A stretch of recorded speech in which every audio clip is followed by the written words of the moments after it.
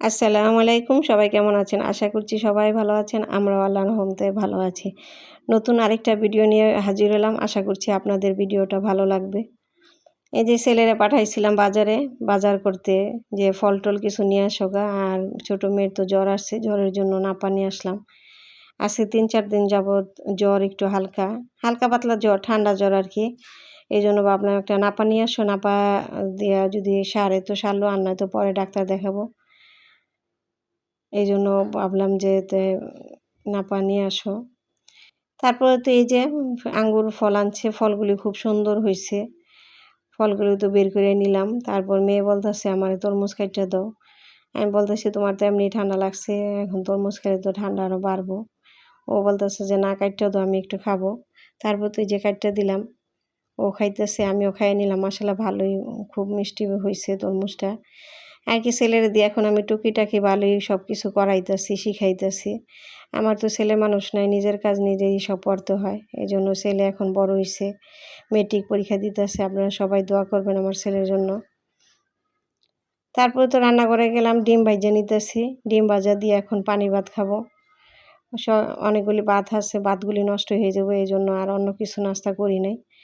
যে পানি ভাত দিয়ে ডিম ভাজা দিয়ে খাইয়ে নিব মা আর মেয়েতে, তেমন নাস্তার ঝামেলা নাই। আর এমনি তো আমার ছোট মেয়ের স্কুল যখন বন্ধ থাকে তখন আমি নাস্তার ঝামেলা তেমন করি না। ওর স্কুল চালু থাকলে টিফিন এটা সেটা বানাই দিতে হয় তখন আমি করি। আজকে যেহেতু স্কুল বন্ধ এইজন্য আর তেমন একটা ঝামেলা করলাম না। ঠান্ডা ভাত আছে, এই ঠান্ডা ভাত দিয়ে খাইয়ে নিব আমরা মা আর মেয়েতে। ছেলে তো তেমন একটা নাস্তা খাইতেও চায় না, এইজন্য ছেলে বেশি একটা ঝামেলাও করে না। ও খাইলে আবার অবশ্যই বানাইতে হইতো। বিসমিল্লাহ বলে খাওয়া শুরু করলাম। তারপরে তো এই যে খাইতে বইসা পড়লাম, এর মধ্যে তো খালাও আইসা পড়ছে। কাজের খালা আইসা পড়ছে। খালার কাজ করতেছে। খালারে বললাম যে আমার তো রসুন প্রায় বাটা রসুন আর কি শেষ হয়ে গেছে, একটু কাইটটা দেন। উনি কাটা শুরু করে দিল আর কি। উনি একদিকে তো কাটতেছে আর আমি এদিকে নাস্তা খাইয়ে নিতেছি, আর দুইজনে মিলে গল্প করতেছি। কাজের খালাটা আমার খুবই ভালো, উনি সুন্দর মতো কাজকর্ম করে। আর অন্যান্য খালা অনেক রাখছি, উনি তো ওনারা বাড়তি কোনো কাজই করতে চায় না। আমার এই খালাটা অনেক আগে আমার অনেক কাজ করছে, আরও প্রায় 10 বছর আগে। উনি অনেক দিন পরে আমার সন্ধান পায় এখন আবার আসছে, ভালোই হয়েছে, সুন্দর মতো কাজ করে উনি। তারপর তো রান্নাঘরে গেলাম।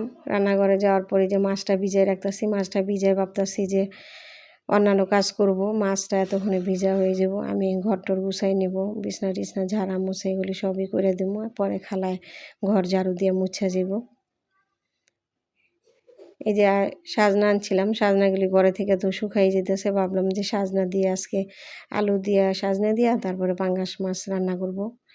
খালা তো রসুন কাটতে দিল, রসুনগুলি এখন ভিজায় রাখি। ভিজায় রাখলে কিছু খোসাটা নরম হইলে তারপরে খোসাটা কচলায় ফালাই দিব, তাহলে ব্লেন্ডারে সুন্দর সুবিধা মতো হয়।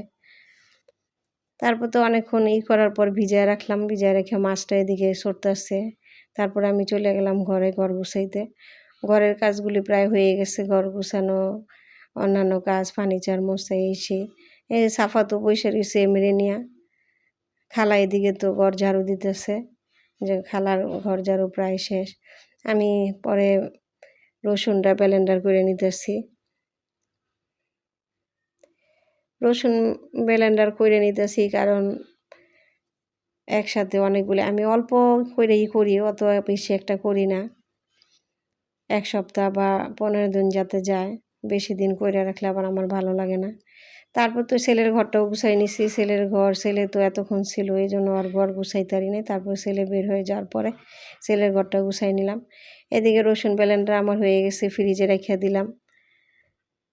তারপর তো তরমুজ কাটতে দিছি, তরমুজ খাইতেছে মেয়ে। তারপর চলে আসলাম রান্নাঘরে আইসা এই যে মাছটা মাখায় নিতেছি লবণ মরিচ হলুদ দিয়া। মাছ মাখায় ভাইজা তারপর রান্না করব। আমার ভিডিওটা যদি আপনাদের ভালো লাগে অবশ্যই একটা লাইক দিয়ে দিবেন, আর চ্যানেলটা সাবস্ক্রাইব করে রাখবেন। তারপর তো এই যে মাছটা ভাজি করে নিতেছি। পাঙ্গাস মাছ যেহেতু একটু কড়া করে ভাইজা রান্না করলে মজা লাগে বেশি। আবার ভাজা ছাড়াও ভালো লাগে, ওইটা আবার একটু অন্যরকম প্রসেসে রান্না করতে হয়।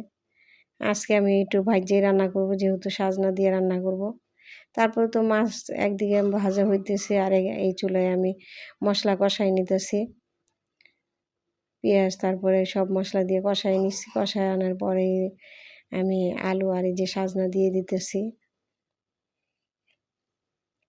সাজনাতে দেওয়ার পরে কিছুক্ষণ আমি ভালো করে কষাই নিব। কষানোর মধ্যেই সাজনা হয়ে যাব। সাজনা হইতে তো বেশি একটা সময় লাগে না। আমার আবার সাজনা তরকারি খুবই পছন্দের একটা সবজি, কারণ এটা অল্প সময় পাওয়া যায়। এই জন্য আমি প্রায় সময় সাজনার সিজন যখন প্রায় সময় আইনা খাই, আমার কাছে খুবই ভালো লাগে। একটা টমেটো দিয়ে দিলাম, একটু টমেটো দিয়ে আলু দিয়ে মাখা মাখা করে আমার রান্না করুন। অনেকে শুটকি দিয়ে রান্না করে, অনেকে সরিষা দিয়ে রান্না করে। আজকে আমি মাছ দিয়ে রান্না করতেছি, অন্য একদিন আবার সরিষা দিয়ে রান্না করব। সবভাবে খাইয়ে দেখি কোনভাবে ভালো লাগে। আমার একটু ঠান্ডা লাগছে, এই জন্য বয়সটা একটু অন্যরকম লাগতেছে।